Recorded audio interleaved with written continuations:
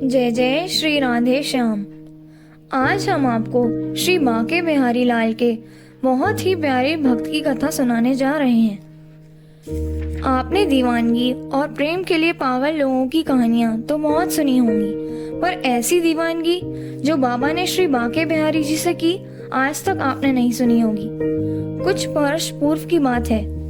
एक बार एक इंदुभूषण नाम का बालक बंगाल के बाकरगंज जिले में रहता था। 18 वर्ष की अवस्था में उसने इंटरमीडिएट और मध्यमा की परीक्षाएं पास की।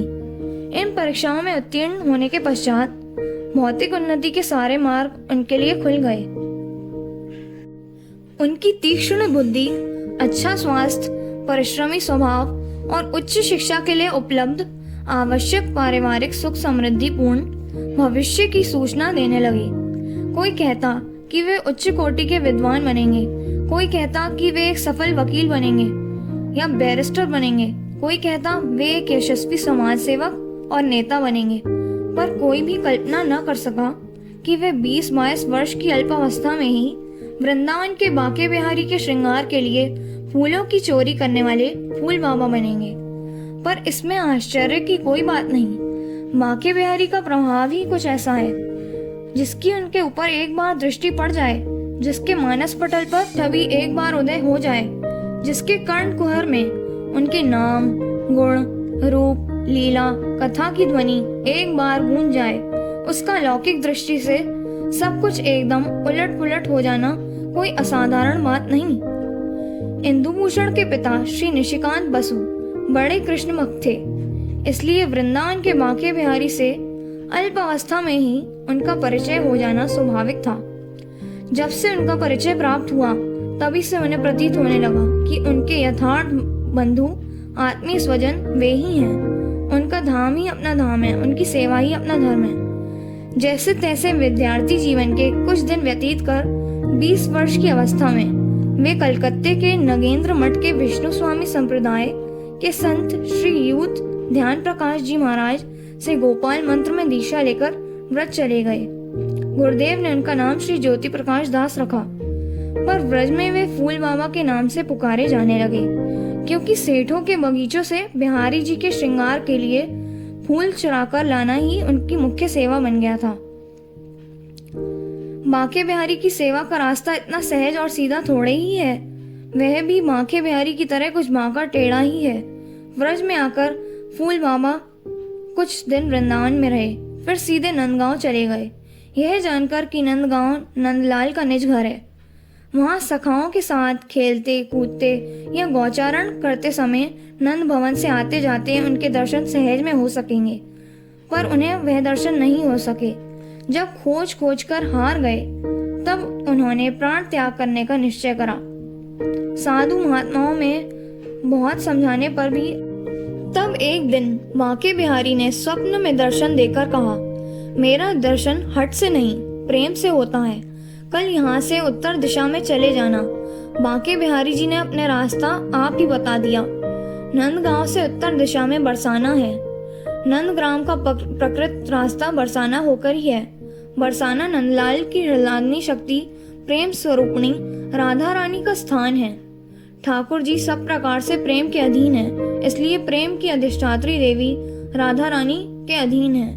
उनके संकेत के बिना वे कुछ भी कर सकने में लाचार हैं। उनकी कृपा प्राप्त करने के लिए राधा रानी की कृपा प्राप्त करना अनिवार्य है। बाबा वृषभानुनंदिनी का स्मरण करते हुए बरसाने की ओर चल दिए। वे जैसे ही सिंह द्वार पर पहुंचे, उन्होंने देखा कि एक व्यक्ति उनके लिए राधा रानी के प्रसाद का थाल लेकर वहां खड़ा है। राधा रानी को इस रूप में बाबा का स्वागत करना ही था, क्योंकि उन्हें स्वयं नंदलाल ने उनकी शरण में जाने के लिए प्रेरित किया था। राधा रानी का दिव्य प्रसाद प्राप्त कर उन्होंने अपने कई दिनों से चल रहा अनशन समाप्त किया।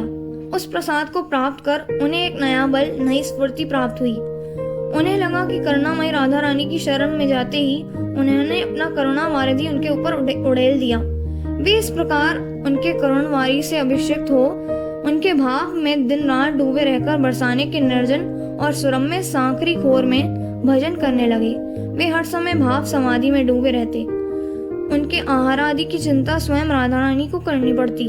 वे कभी किसी को प्रेरणा देकर प्रसाद उनके पास पहुंचा दिया करती।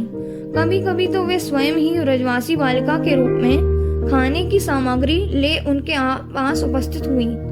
राधा रानी को इस प्रकार कष्ट करते देख उन्होंने मधुकरी के लिए जाना आरंभ कर दिया। कुछ दिन सांकरी खोर में भजन करते और राधा रानी की अनुपम कृपा का अनुभव करते तो उन्हें बांके बिहारी की याद फिर आ गई। वे राधा रानी का कृपा आशीर्वाद लेकर वृंदावन पहुंचे।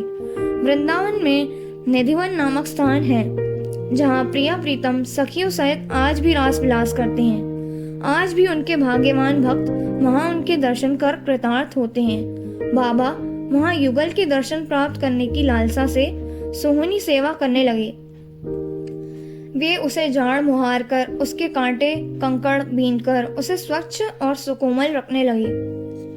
फूल बाबा निरंतर यह भावना करते कि वे राधा रानी की प्रिय सखी हैं। इसी भाव से वे निधिवन में सोहनी सेवा करते और बांके बिहारी मंदिर में फूल सेवा। बांके बिहारी के श्रृंगार के लिए जहाँ तहाँ से फूल चुनकर लाते। उन्हें जहाँ जिस कोठी या बगीचे में सुंदर फूल खिले दिख पड़ते उसी में घुसकर फूल तोड़ने लगते। उनके लिए वृंदावन के सभी स्थान वृंदावन बिहारी के थे और वहाँ के सभी फूल उनकी सेवा के लिए खिलते थे। इसलिए उन्हें कहीं से फूल तोड़ने में संकोच नहीं होता। पर उनके भाव को सब लोग नहीं समझते, इसलिए उन्हें कभी गालियां सुननी पड़ती, कभी मार तक खानी पड़ती। एक बार तो उन्हें हवालात की हवा भी खानी पड़ी, पर उन्होंने यह सेवा नहीं छोड़ी। कुछ दिन बाद सेठ हरगू लाल ने उन्हें बिहारी जी के बगीचे से फूल तोड़ने की छूट दे दी।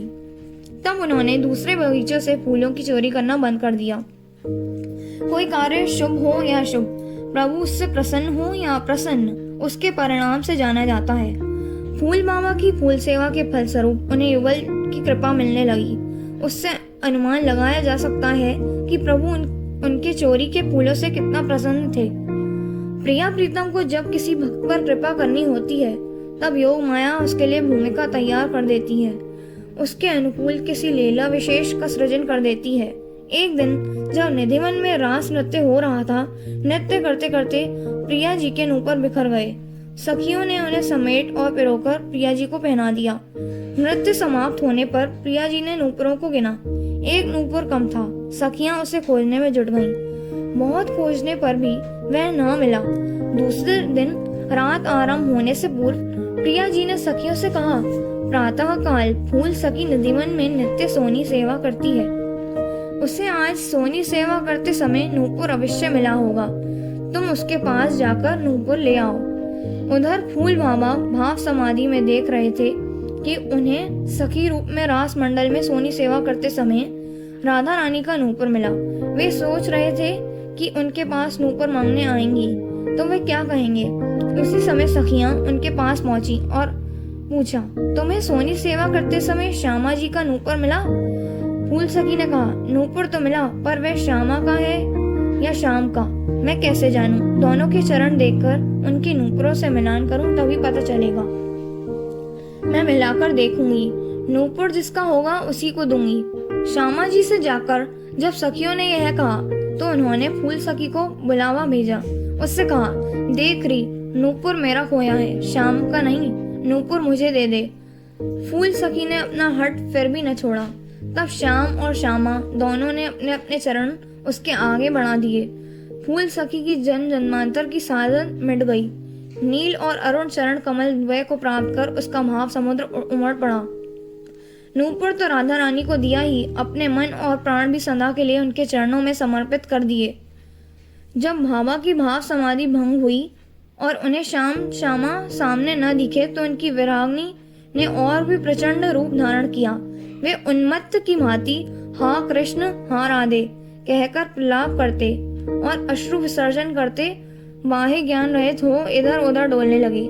इस अवस्था में उन्हें कभी श्री कृष्ण की बंशी ध्वनि सुनाई पड़ती, कभी रासलीला के दर्शन होते और कभी युगल अपनी एक झलक दिखाते और अंतर्धान हो जाते। यह आंख में चोली का खेल कुछ दिन चलता रहा, पर यह कब तक चलता रह सकता था? बाबा का पार्थिव शरीर आंख में चोली के अपार्थिव झटकों को कब तक सहन कर सकता था? उन्हें थोड़ा ज्वर हुआ, उसके साथ साथ उन्हें आभास हुआ कि प्रभु उन्हें अपने निकट बुला लेने को व्यग्र हैं। उन्होंने सेवा कुंज और ज्ञान गूदड़ी की रज मंगवाकर बिहारी जी के बगीचे में अपने लेटने की रज की शैया बनवाई। उसी समय बिहारी जी पधारे उन्हें ले जाने को। उन्होंने देखा और गुड़ का भोग लाकर उनका सत्कार किया। सेवकों के साथ हाथ धुलाने को। सेवक हाथ धुलाते समय हाथ गुड़ से सना देख अवाक, जैसे बिहारी जी उन्हें ले जाने को जल्दी कर रहे हों। हाथ धोकर वे तुरंत रजशैया पर लेट गए। सेवकों ने महामंत्र का कीर्तन शुरू किया। बिहारी जी का चरणामृत उनके मुख में दिया। बिहारी जी उन्हें अपने साथ ले गए। उनका पार्थिव शरीर व्रज रज पर पड़ा रह गया। अपार्थिव सिंध देह नित्य लीला में प्रवेश कर गया।